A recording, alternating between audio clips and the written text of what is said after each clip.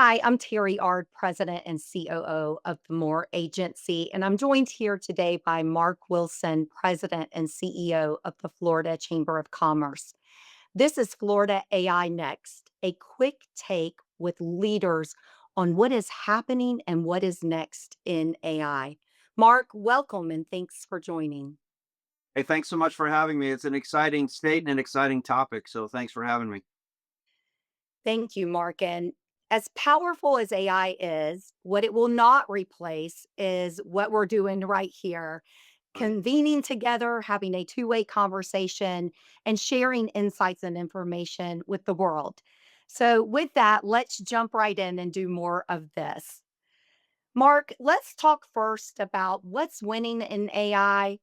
And according to the Build American AI economic report that was just released, we understand that AI will contribute greatly to Florida's GDP. In fact, currently at $1.8 trillion. Mark, you talk a lot about this point. But what does this mean for Florida businesses today when it comes to AI? Yeah, look, we have a couple million businesses in Florida, and the truth is, some people are afraid of this, and some people have discovered that this is a real wind at our back and a real force multiplier if we do AI the right way. And so I think what it's causing business leaders in Florida to do is to you have to become a futurist, and you have to understand this is really a logical conversation of how do we use AI to force multiply where we want to go as businesses, where we want to go as our state, and we're really really excited about it. Mark, I love your point of thinking like a futurist. And when you talk to your thousands of business leaders around this state and around the nation, what are you hearing the most about AI? So I think what I'm hearing from leaders all over Florida is, look, the commitment is to fully leverage the goodness of AI and to build it into our operating systems, to think of it as an extension of our staff. I know some people are very afraid of this. What is this? Most humans are afraid of the unknown for sure. And I think anytime there's a massive force multiplier like AI, we're going to go through a couple year period where, think of the innovation curve, Terry. We're going to have some early adopters who are going to say, "Hey, I'm here. What's taking you so long?" We're going to have the middle that sort of comes along.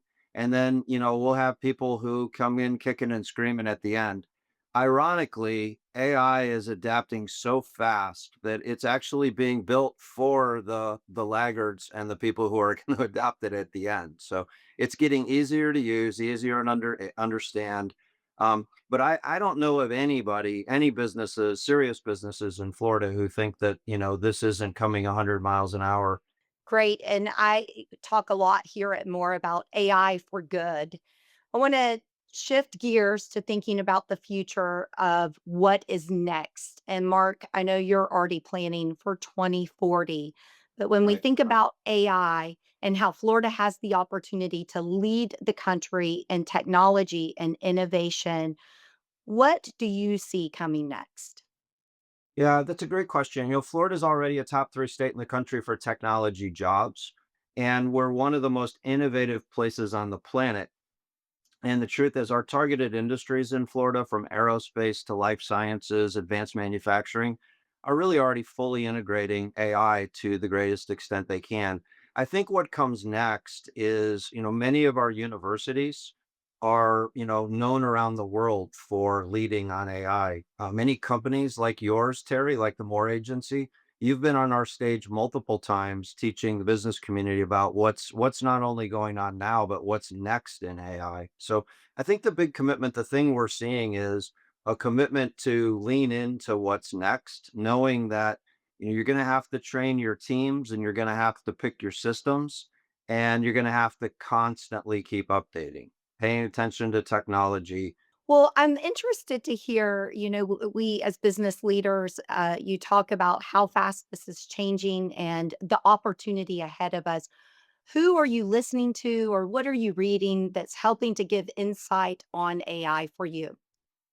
Yeah, it's interesting. In the role I have as president of the Florida Chamber, if you think about it, I sort of have an opportunity to ask CEOs all over Florida, from Pensacola to the Keys, in every industry. And so, what I try to do, Terry, is I try to ask them, what are they thinking about? What are their chief strategy officers thinking about? What systems are they using? What lessons have they learned?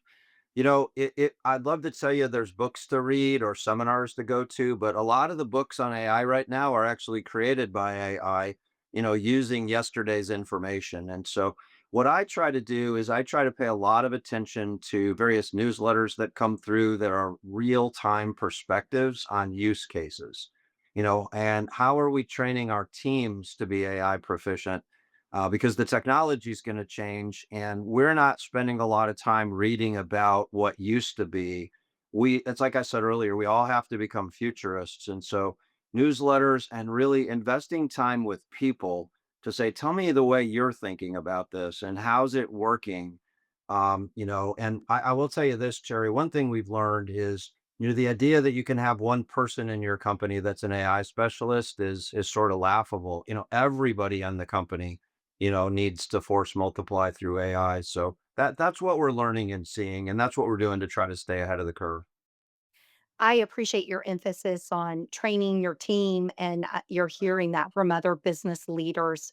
Let's hone in a little more on that. What responsibilities do you feel that leaders have to ensure that we are bringing the best to our team? I think of AI transcending across HR, wellness, professional development, and really everyone, as you said, has to be proficient. But what do you think is our responsibility as leaders in AI? Yeah, well, first of all, I think we have to have a healthy adult perspective on what AI can do and what AI can't do. And I think we need to talk to our teams about that, right? So as I mentioned earlier, there's a lot of fear with this because it's unknown. To me, it's a little bit like riding a bike. It's a scary thing until you figure it out, and then it's like, hey, now I want to do this all the time, and how can we leverage it? I think what leaders are doing in terms of responsible conversation, Terry, is, there's a big fear that AI is going to remove all the jobs, in the world. And I think, just as a quick perspective on this, if you take a company with 10 employees that fully leverages agents and full capability of AI for operational efficiency and agents, a company with 10 employees can operate like they have 50 employees. That doesn't mean a company with 50 employees that leverages AI can operate like a company with 10.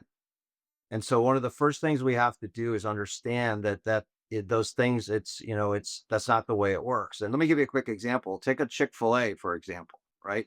So, we all have been to Chick-fil-A, and if you said, how's AI going to change the employment numbers at a store? Truth is, it's probably not. Until we have robots replacing humans, I don't think we're going to be having a Chick-fil-A store look much different. But what about home office? What about behind the scenes, right? What about logistics? What about predictive things?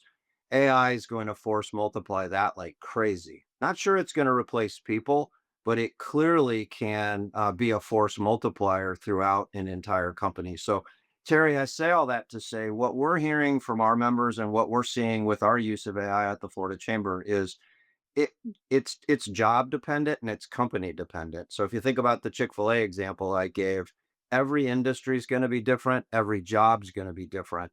But everyone can benefit from the force multiplication of AI for certain.